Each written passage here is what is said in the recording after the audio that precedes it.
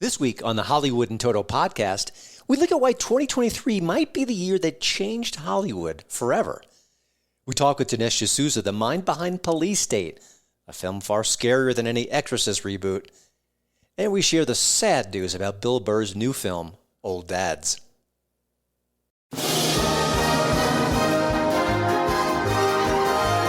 Welcome to the Hollywood in Toto podcast. Entertainment news and reviews without the woke Hollywood narrative. Free speech, free expression. Now that's entertainment. And here's your host, award-winning film critic, Christian Toto. Before we start, I'd love it if you'd subscribe to the Hollywood in Toto podcast. We've got new episodes every Wednesday, plus more and more bonus episodes coming right at you. Nobody saw Barbie coming. Yeah, listen, we knew the Margot Robbie film would be a hit. The signs were everywhere. The buzz, the pre-release ticket sales, the pop culture synergy. You couldn't escape the pink.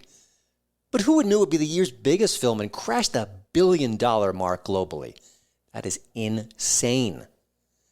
But it's just one of many surprises we had at the box office this year, and some of them might make Tinseltown pretty nervous heading into 2024. Just think Sound of Freedom. It was the movie that shocked the world.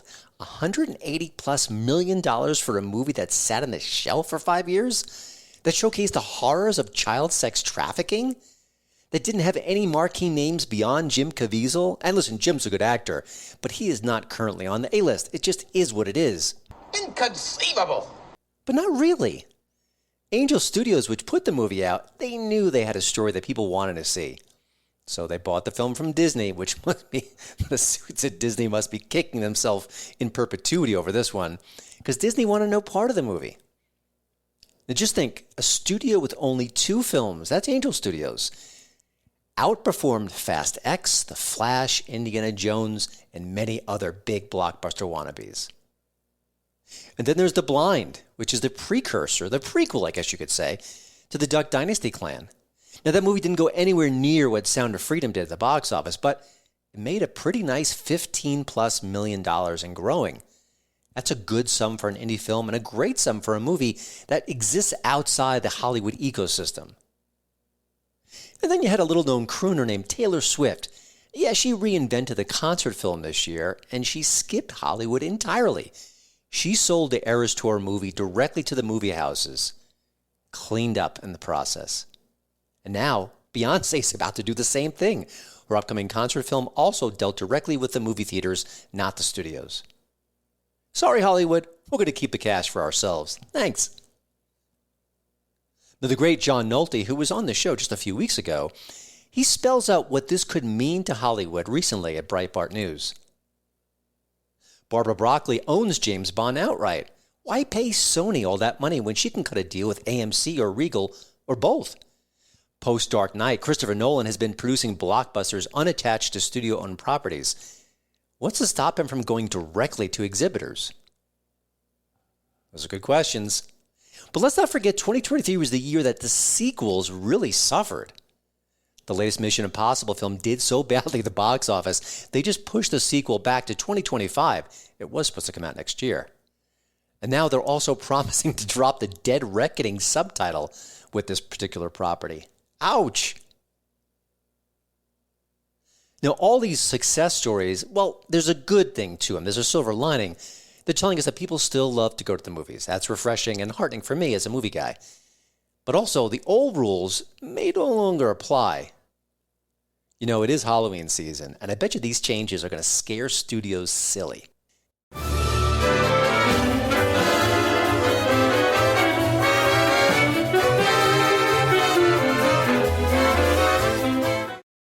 Dinesh D'Souza has the perfect pitch for his latest film. It's the story I didn't want to tell, he's been saying on social media. And you know what? That's truth in advertising. His new film is Police State, and it captures an America in decline. It's going to take your breath away. Now, some of the stories in the film were going to sound familiar to some conservatives. Censorship run wild, parents being dubbed domestic terrorists by the Biden regime.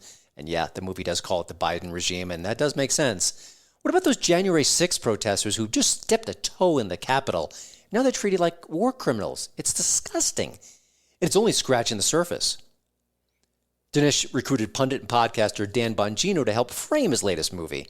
He also got the great Nick Searcy to be the face of the police state, which is just ironic because, well, if you know Nick Searcy, he is anything but. The Justified alum plays an FBI overlord who's pulling some, but not all, of the strings in the movie. Those are the dramatic recreations that flow throughout the film. It bounces between them and documentary footage and talking head information. So it's a hodgepodge, but it's what Dinesh D'Souza does and does so well. Now, you could say this is hyperbolic, the police state. This isn't some sort of rogue regime. Well, when you watch the movie, you may think Dinesh is onto something. I sure did. I think police state could wake up some people about what's happening in the country right now, and they need to be woken up. Now, Dinesh can throw some hard uppercuts in his movies, and we don't always agree with them. I know I don't. Police State opens with images of Adolf Hitler, for example. I'm not a big fan of playing the Hitler card. I just am not. But you know what? Dinesh brings the goods here to back up his arguments. Too many goods for my consideration. That's why I asked him on the Hitcast to share more about this year's scariest film. It's true, it's creepy, and it's a must-see. Dinesh, thanks for joining the show. You know, Police State sums up so many of the fears that I've had for months and months now, but I never really connected the dots like you do in this particular film. I was curious, when you're seeing all these different events, the censorship, the January 6th over utter punishment, all these different things happening, when did it coalesce in your mind as this fledgling police state, as you often call it? Well, I began to see one by one the key features of police state show up in America. It didn't come all at once, and it didn't come for the same reason.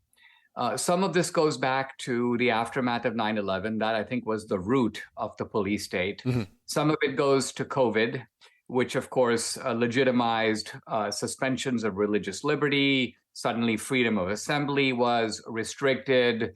Even censorship, so restricting freedom of speech. Then January 6th led to an acceleration of censorship. So think about it. What these events have in common is they all appeal to the politics of fear. It was in the aftermath of the fear of 9/11 that me included, decided, let's give the government these enhanced surveillance powers, these enhanced police powers. And then later, of course, they were turned against us. Similarly, COVID, January 6th, the pretext varies, the occasion varies, but the result is always the same. And so my mind flashed back to when I first came to America as a teenager and how I was entranced not only by the abundance of American life, but also these basic liberties in the Bill of Rights that are supposed to be, as the founders put it, unalienable, which is to say non-negotiable. Political majorities should not be able to cancel out your right to free speech or my right to conscience. And yet, I would see one by one these basic liberties being pushed back, being restricted, in some cases being abolished altogether. And I then looked in the mirror and said, are we even still living in a free society? Does that term still hold meaning anymore? And that's what led to this movie project. And it sounds hyperbolic. It's not. And the movie really does lay out the evidence case by case by case. You know, obviously, Nick Searcy's in the film. He plays, in the sense, the face of the police state, which I found so interesting because he's such a patriot. He's made movies that are just talking about some of the issues that you explore here. He's the complete opposite of what you're trying to convey, yet here he is because he's a great actor. Was it hard to convince him to play this kind of role, or how did that all happen? Oh, no, he's played some famous villains. Oh, yeah. He says that his wife tells him that he's a very scary looking guy, and he's saying that he's a really nice guy. And of course he is, but he does have the ability to convey a kind of menacing aspect to him. And we wanted to do some recreations of the FBI headquarters, and we needed a kind of face of the police state. And so he was absolutely perfect for it. This isn't the first time you've used documentary footage, then you mixed in the recreations. It really is impactful here. Talk about why that really matters, because this could have been a straight-on documentary without those elements, but obviously it's more powerful with them. But as a storyteller, as someone trying to get a message across, how do you weave those two together?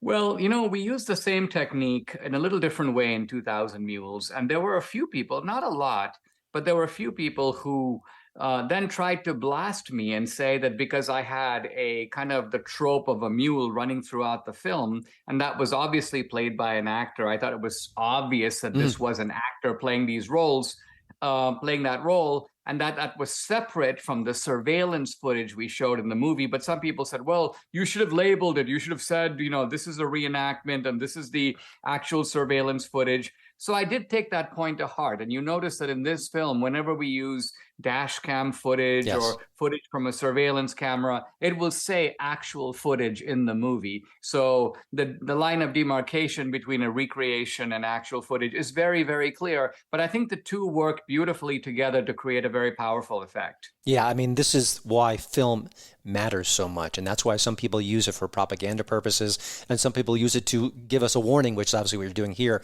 To me, the whistleblowers in the film, and they cross different areas, censorship, FBI, I can't even imagine the bravery they bring to this project. Some of them I knew about, some of them I didn't. How hard is it to get them into this film, to get them on screen, for them to open up in a way that really puts them, just given the subject matter, in the line of fire from a government point of view? Yeah, they take risks by becoming whistleblowers. I think the other problem is that, as you know, a film is a very tight, concise medium. And the typical guy, who works in government is not somebody who speaks in a succinct way. Mm-hmm. So the challenge in the film was to bring out the cinematic aspect of this, but also to use the informants and whistleblowers to help to explain the architecture of a police state. Most people have no idea how a police state is organized. They think of it all in terms of centralized government. And of course, in the era of Stalinism or perhaps Maoism in China, you might have a single centralized authority. Our police state is a very complex phenomenon and quite unique, quite distinctive. It stretches across the private and the public sector both. It involves many, many agencies of government. And in some ways, it involves a sort of puzzle at the very top, which is to say that if you say, and we make this point in the film, Darren Beatty does, if you were to ask who's running the Chinese police state, we'd say, well, Xi. Who's running, who was for the longtime dictator of the police state of Cuba? Well, that was Castro. Well, who's running our police state? And then you come to a pause because the answer is not clear. America is right now being governed in a very strange way that we don't know who's making the most important decisions. Biden is in the canoe, but it's not clear that he's steering the canoe. You asked some tough questions here, and I'm going to ask the dumb one that I think we all know the answer to, but I have to ask it anyway. Where's the media? I mean, these are stories of the century that we're talking about. You could take any one example that you bring up in Police State and say, oh my gosh, this is happening. It is so anti-American to the core. This would be catnip for any journalist. And of course, it takes a filmmaker like yourself to bring it to light, and no journalists. What would it take for a journalist to start tackling these subjects that you are putting on display here? Well, this is the remarkable thing, and I think the Hunter Biden laptop story is telling in this respect, because you have thousands of journalists, hundreds of news organizations. So what is the mechanism by which all these people could possibly come together to suppress a single story from the New York Post? I mean, think about it. They don't get on an early morning Zoom call and all agree, all right, let's not cover the story. They operate almost like birds in a flying formation. They're not in direct communication, but they somehow get signals from one another. My interpretation of that event is that it has to be that even a lone brave journalist from, let's say, the San Francisco Chronicle or the Dallas Morning News, who were to say, hey, listen, if you guys don't want to cover the Hunter Biden story, I'll cover it. It's a huge story. It'll make me famous. But that guy must then say to himself, no, I can't, because journalism is my career.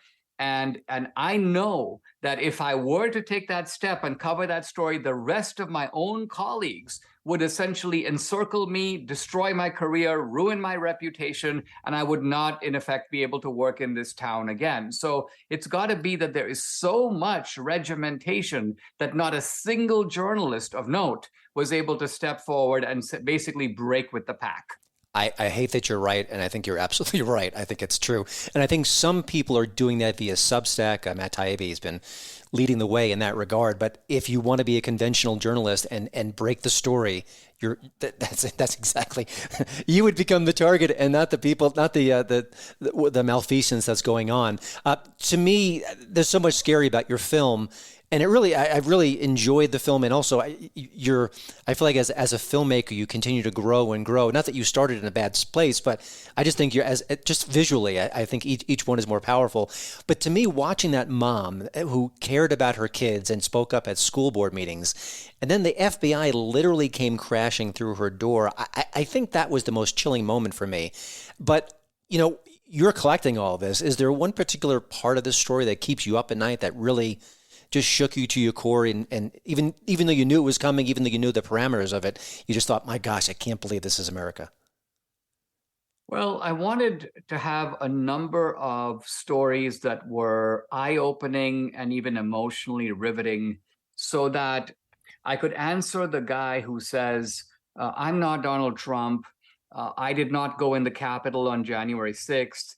I pay my taxes. I'm a law-abiding fellow. The police state is never going to come for me. And I wanted to be able to convince that guy, not by me talking at him, but rather by me showing him case study, case study, case study. And this guy goes, whoa, these are a whole bunch of my fellow citizens. Here's a pro-life activist just basically trying to counsel, women at a clinic. Here is a mom who is disputing the policies of her school board.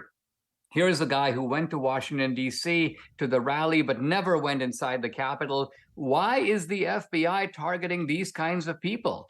So the movie raises the very disturbing question that we can all be next. And that also that there is a sort of window of time in which you can roll back, challenge the police state. If a police state becomes full-fledged, I can't make a movie like this. Mm-hmm. In fact, Yeonmi Park, whom I feature in the film, she's a refugee from North Korea. She says when the jaws of the police state slam shut, the only thing you can do is run. Get out, get your family out, get your money out. You are, in that sense, relatively helpless against an all-powerful police state. One of the problems with the January 6th situation is that so many people have such anger about it. They've been brainwashed about how bad it was, and it was the worst thing since whatever, put in your historical analogy. But I think when it comes to censorship, at least that's been my hope over these last few months, that doesn't seem like a political topic. It shouldn't be political. It's not this way or that way. It's censorship. It's free speech, even though we've seen groups like the ACLU turn their back on it. Is that an area where you think there's some hope for some bipartisan agreement? We've seen people like Bill Burr and John Cleese and Rob Schneider, who are not rock conservatives. They've spoken out and been strong on it. But is that an area that you think we could find some more common ground, at least more quickly? Yes, I also think it's an area where rollback has a clear pathway. And by that, I mean the Missouri versus Biden case is going to be heard by the Supreme Court in the spring, and we will have a resolution by the spring. I think that they are going to administer a pretty serious drop kick. Now, admittedly, this will not end censorship because Facebook will be free to do it and YouTube will be free to do it. They just won't be able to collude with the government to do it. And that's progress. I mean, that's moving us in the right direction. Mm-hmm. So I do foresee an important win coming next year in this regard. But the police state is, it's the political targeting, the criminalization of political differences, these 90 plus charges against Trump. I mean, this all takes us into uncharted territory. It's quite possible next year the Republican nominee for the presidency might be running from jail. Now, that has happened in other countries, but it's kind of unheard of in the United States.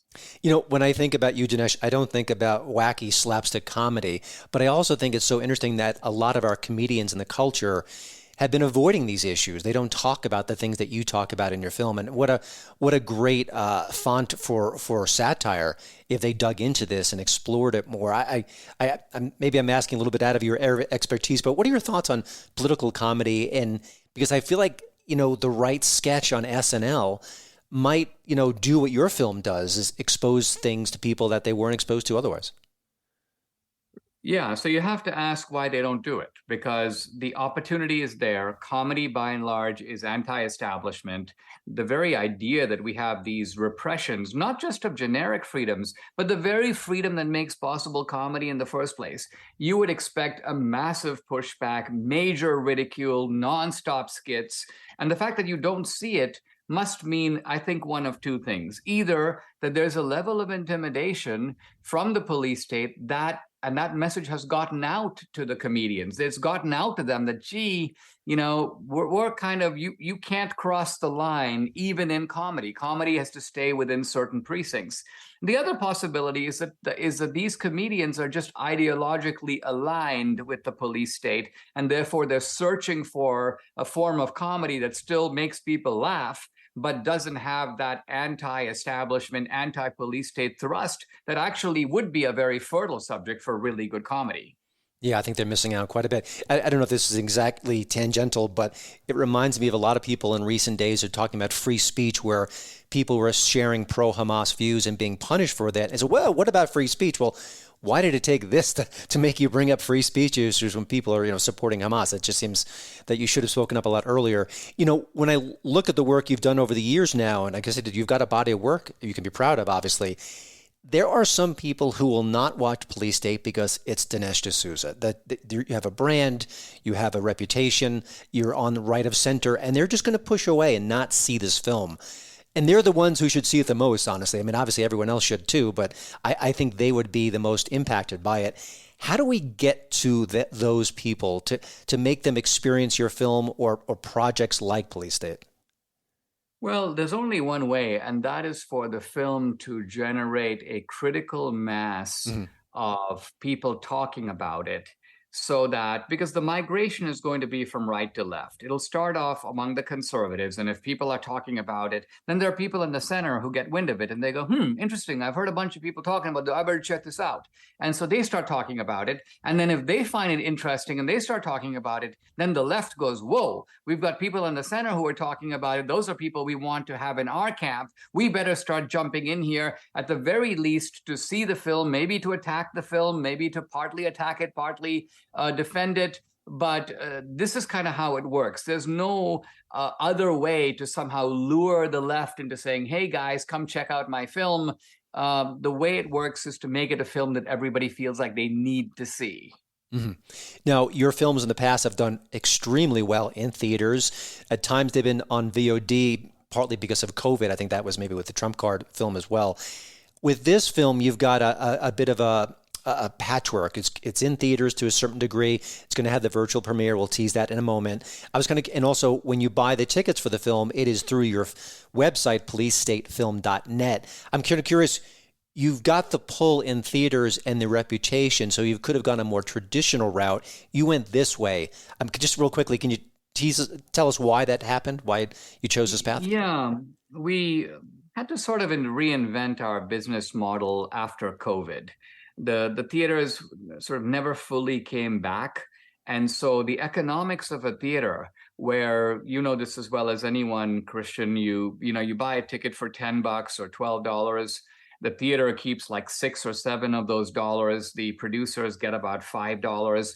It's very expensive to market a film in the theater. Mm-hmm. So we struck upon kind of a different model, which is to say the theater buyout model. Now, seems a lot more risky, because what we do is we in advance will spend, $1 million and buy out hundreds of theaters, every seat. And then what we do is we turn around and sell the tickets on our website. But our profit margin is higher. Mm-hmm. And so we don't have to fill the theater in order to make decent money. Now, again, our goal is not to make money. That's not why I'm making the film. But it takes money to make films. It takes money to distribute them. It takes money to get the word out. And so my message to my investors is basically, if you invest in my films, I'll work hard to get you the money back so you can do it again. Mm-hmm. I kind of jokingly call it recycled philanthropy. And so my business model now is release in the theater, limited release, but lots of theaters, and then the virtual premiere, which is, by the way, October 27th, Friday, October 27th.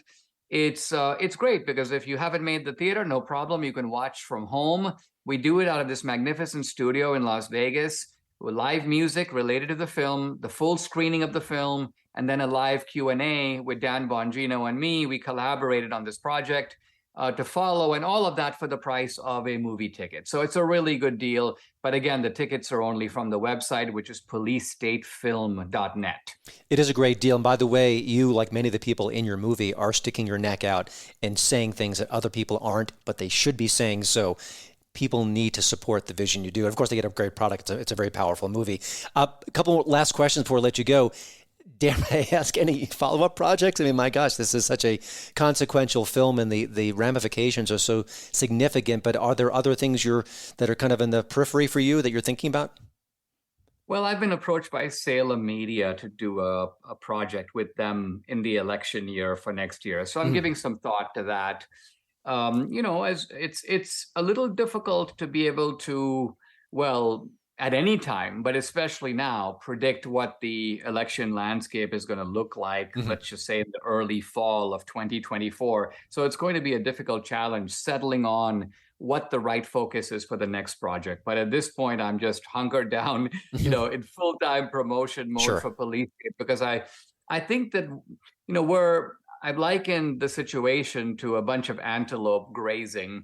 And the film comes along and says, there's a movement, there's a predator in the trees. And there are going to be Americans who say, oh, no, Dinesh, it's just the wind. Or, oh, no, Dinesh, yeah, there may be a predator, but it's not going to land on my back. It's going to go on somebody else's back. So shaking people out of that very dangerous slumber is part of my urgent task and mission with this movie. And by the way, if you think it's not you, they won't come for me. The section of the film on Google and some of the social media giants, they've already done it. You've already been affected. So that kind of puts the lie to that. I always like to end my conversations on a more optimistic note. That Police State makes it a bit trickier, but I'll give it a try. Where's the optimism in not just your film, but the country and where we could be headed in a better place? Are there signs of optimism? I mean, I think the fact that, like you said, the fact the film is out there, it exists, it's allowed to be shared is significant. But what else? What maybe share anything else that could end this on a more hopeful note? Look, I think that the ordinary American has a basic love of freedom, of living my life the way I want. Don't mess with me. Just sort of stay out of my way. This is very much ingrained in the American character, and I don't think that has fundamentally changed. This is really, by the way, why the police state has to run a major masquerade. Our police state cannot come out and say, hey, we're here to take away your liberties. We don't want you to be able to speak. We don't want you to be able to travel. We don't want you to be able to have full control over your life and your money. No. So our police state has got to say things like, well, we're here to save democracy, or we're here to fight for truth against misinformation and disinformation, or we're here to enforce the law. No one's above the law, Dinesh. It's not like we're trying to go after Trump, but no one's above the law. So our police state is surrounded with a deep tissue of deceit, flim-flam, and lies. And this is the beauty of a film like mine, is it's come along to basically strip the mask off so that people can see nakedly what's going on behind this kind of rhetorical subterfuge.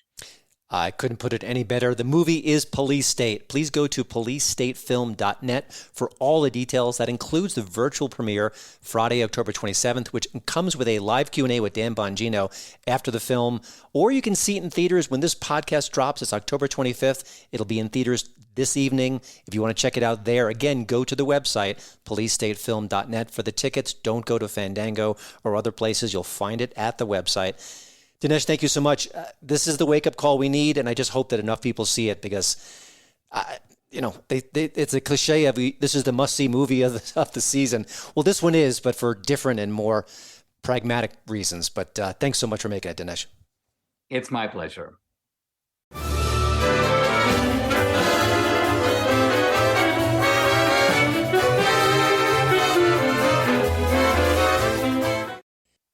One last note before we say adios. I couldn't wait to see the new Bill Burr movie. It's called Old Dads. It's new on Netflix. He co-wrote and directed it, and he's the star. All good signs. He's one of our best stand-up comedians, very funny, and certainly fearless with what he has to say on stage. And the story itself has Burr playing an older dad, spoiler alert, as he navigates our new woke world order. Sign me up.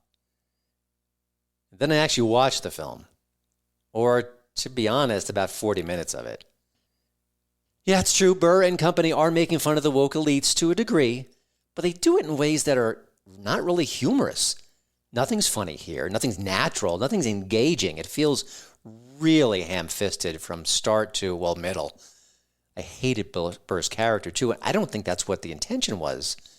And the film wastes a lot of talented people, including Bokeem Woodbine.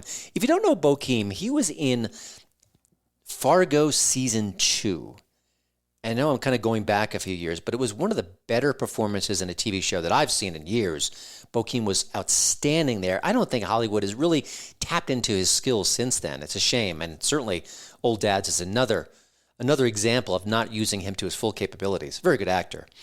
Now, like I said, I pulled the ripcord on this one at the 40-minute mark. I just couldn't take it. I didn't want to review it for Hollywood in toto. Sometimes life is too short, so I can't give you a full-bodied review. But just trust me, that first 40 minutes, it's brutal. I may go back to it, but boy, it's tough. I will say a trusted friend did sit through the whole thing. He told me it gets worse, and I'm not even sure that's possible. Well, that's it for the show this week. Thank you to Radio America for having me as part of their great podcast lineup.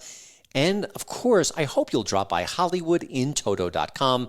I update it 7 days a week. It's got news, reviews, commentary, all on the wacky world of Hollywood. It is the right take on entertainment, just like this podcast. And it's woke-free since 2014. See you next time.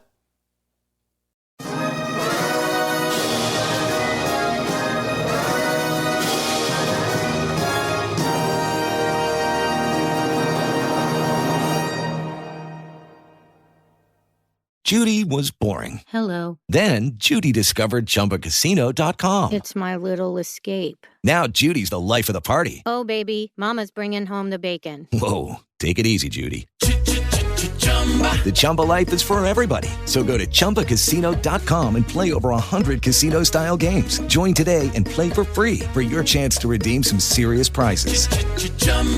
ChumbaCasino.com. No purchase necessary. Void where prohibited by law. 18 plus terms and conditions apply. See website for details.